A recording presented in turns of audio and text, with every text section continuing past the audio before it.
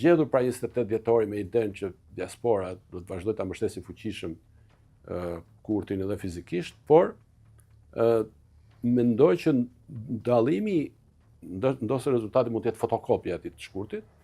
Dallimi që mund të kemi është ndoshta tek po themi koalicionet e mundshme. Ndoshta njëra parti e opozitës aktuale mund të jetë më e prirur të bëjë koalicion me Kurtin, por duket sikur ka një objektiv të nënkuptuar të këtyre partive të opozitës, domethënë që nëse ai shkon nën 40 deputet, atëherë ne kemi domethënë më shumë aftësi negociale, kemi shumë aftësi për të imponuar edhe për ta shmangur ata si kryeministër, sepse duket qartë nga faktori perëndimor që është vendimtar në Kosovë që ata nuk e duan më Kurtin në krye të një qeverie të ardhshme të Kosovës. Po sepse Kurti i ka zhgënjur jo thjesht amerikanët republikanë apo demokratë, pra të dy administratët, dihen këto masat e forta, domethënë ndërprerja e dialogut strategjik, por i ka zhgënjur edhe ata që ishin mbështetësit e mëdhenj të azëm gjermanët, në fillim të viteve 2021, kur ai kur ka qenë Angela Merkel. Po, kur fitoi zgjedhjet, sepse Kurti në emër të një agjende kosovarocentrike, sepse nuk mund të thuash që është agjendë me frymarrje kështu panshqiptare. Domethënë, sprova më e spikatur e ishte përfshirja në zgjedhjet e Shqipërisë, ku dështoi, por pra zhgënjimi i perëndimorëve, më saktë i europianëve, edhe atyre që ishin mbështetës, është fakti se ai në emër të kësaj agjende sovraniste, po e quajmë, po jo sovraniste në atë kuptim që thot Trumpi kur referohet për partitë sovraniste, e ka ngushtuar hapësirën legale për veprimtarinë politike të komunitetit serb. Kjo është e para. E ka bërë këtë në mënyrë të pa koordinuar me perëndimor. E treta, nuk ka respektuar marrëveshjet të cilat sipas perëndimit, sipas Bashkimit Evropian kanë vlerë legale. E katërta, nuk shihet, po themi, maturi brenda qeverisjes, por edhe në elitën politike që ta bëjnë Kosovën si partner, si bashkëbisedues të besueshëm në një zonë si kjo. Dhe mbi të gjitha me veprimet e veta, ky është emëruar si përbashkët i pakënaqësisë dhe amerikane dhe europiane, me veprimet e veta ka rritur shanset, ka rritur premisat për konfliktualitet në linjën Kosovë-Serbi. Ky konfliktualitet, një lloj si, po themi, si një smur, që ka një plagë të hapur.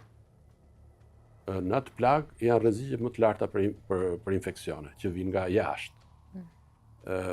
Dhe sipas leximit perëndimor, ky njeri krijoi plagë në organizmin politik shtetëror të Kosovës, në cilat kishte rrezik për ndikim rus.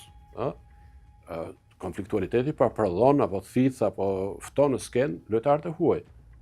Dhe ky është shqetësimi që ka bërë që perëndimi të jetë më i ashpër me Kurtin, domethënë përkatësisht me Kosovën, që është krijesa e tij, më i ashpër se sa me Serbinë, cila në një kuptim është në një lloj kontrolli perëndimor.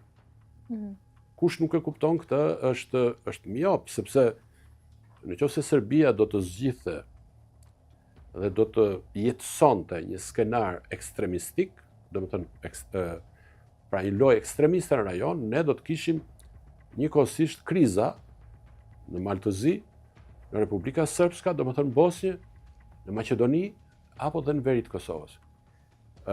Serbia e sotme ka qenë e kushtëzuar fuqishëm nga Shtetet e Bashkuara të Amerikës, posaçërisht nga dikur ishte ambasadori Hill, me cilën pata mundësi që të shkëmbeja disa ide pardje, dhe ajo Serbi që shohim sot e kapluar dhe nga protestat e studentëve, në cilat ka përbërëse deledash, domethënë të çuditshme, ka anti-europian, ka pro-rus që janë kundër Vučićit, një Serbi e cila megjithatë është Serbi që jep armë Ukrainës, ë?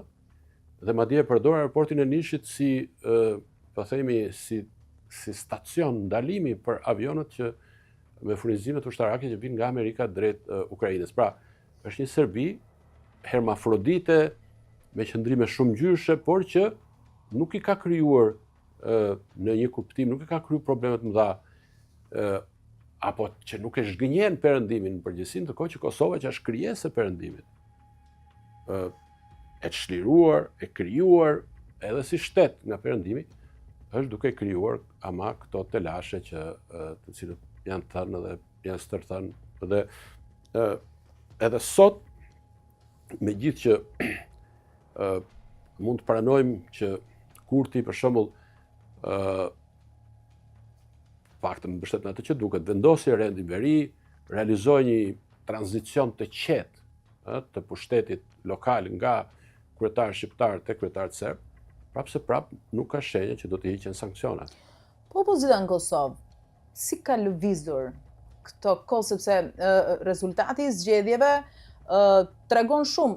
Më saktë duaj që të më analizosh këtë pjesë edhe referuar frymës që vjen nga Haga, nga ish-krerët e UÇK-s, Thaçi me të tjerët. Në elektorat është reflektuar një lloj rritje në radhët e opozitës për kthyer në vota, nga ana tjetër ka rënë lëvizja vetëvendosje e Kurtit. Si e ke pritshmërinë për në vazhdim? Sepse sidoqoftë të dyja palët duket sikur janë aty dhe asnjë nuk po shkëputet fuqishëm.